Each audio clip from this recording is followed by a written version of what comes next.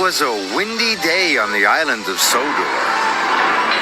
Trees were blown, leaves were scattered, and Sir Topham Hatt's hat flew away. The engines were looking forward to the annual Sodor Flower Show.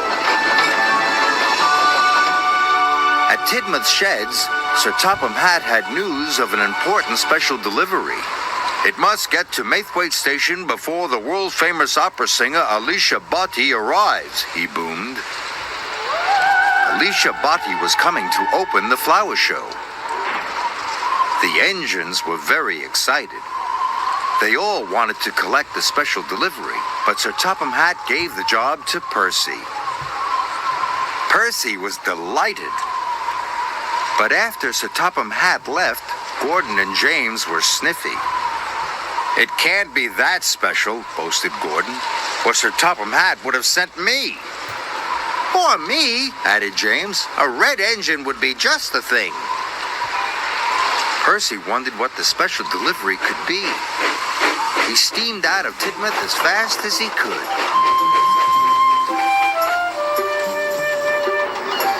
Percy arrived at Brendam Docks just as Cranky unloaded his special delivery. Percy was disappointed to see it was a roll of carpet. What's so special about a carpet, he wheezed gloomily. Maybe it's a magic carpet, me hearty, said Salty. I've heard tales of carpets that can fly. Do you know any magic words, said Salty. You mean like please? Asked Percy hopefully. No, Percy, said Salty. Other magic words like hey presto, hocus pocus, and abracadabra.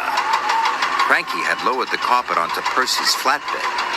It doesn't look very magic, said Percy sadly. But as Percy puffed away, the carpet unrolled as if by magic. Percy puffed as quickly as he could.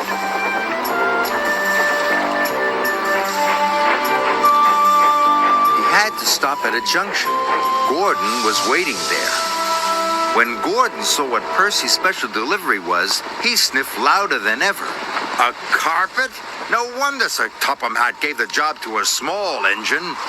Just then, the wind whistled and whirled and the carpet flew into the air.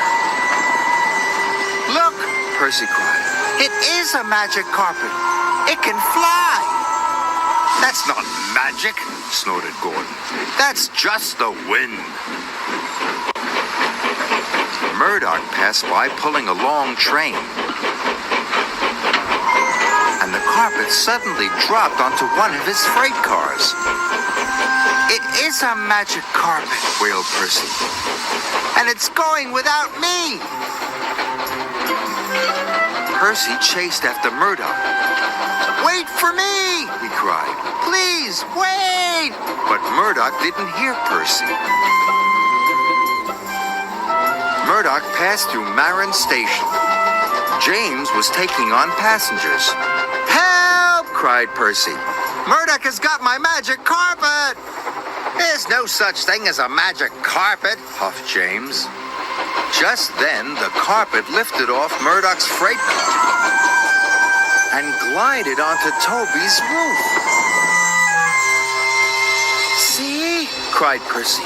It is magic. It can fly. Percy raced after Toby.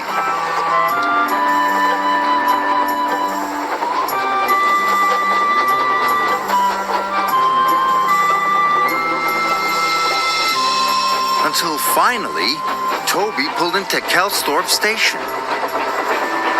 Percy pulled in as fast as he could. Wait! cried Percy. And Toby didn't move. But the carpet did. It flew off Toby and landed on the tracks. Help! cried Percy. My magic carpet! Gordon was even less impressed than before. Still trying to make your little job look important, he grumbled. Then there was trouble. Thomas was coming, and he was on the same track as the carpet. So Percy and Gordon blew their whistles as loud as they could. But Thomas couldn't stop in time. "I'll say a magic word," cried Percy. Hey, presto! Hocus pocus! Abracadabra! But the carpet didn't move. "Please?" puffed Percy hopefully. Suddenly, the wind whistled and the carpet flapped. It lifted off the tracks and fluttered onto Percy's flatbed. "It is magic," gasped Gordon. "And I'm going to be late," puffed Percy. Percy's driver had tied the carpet down, and Percy steamed off as fast as he could.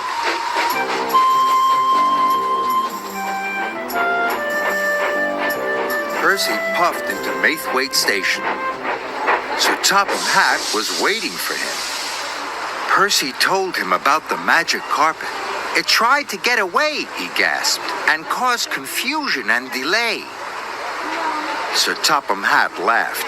"There's no such thing as a magic carpet," he boomed.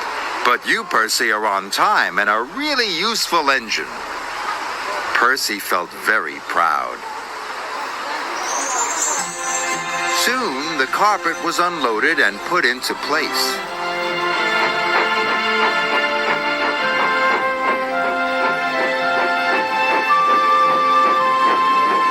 Gordon arrived with Alicia botti.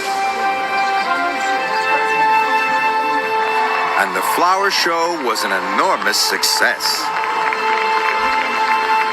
And even though Sir Topham Hatt had said the carpet wasn't magic, Percy and Gordon were not so sure.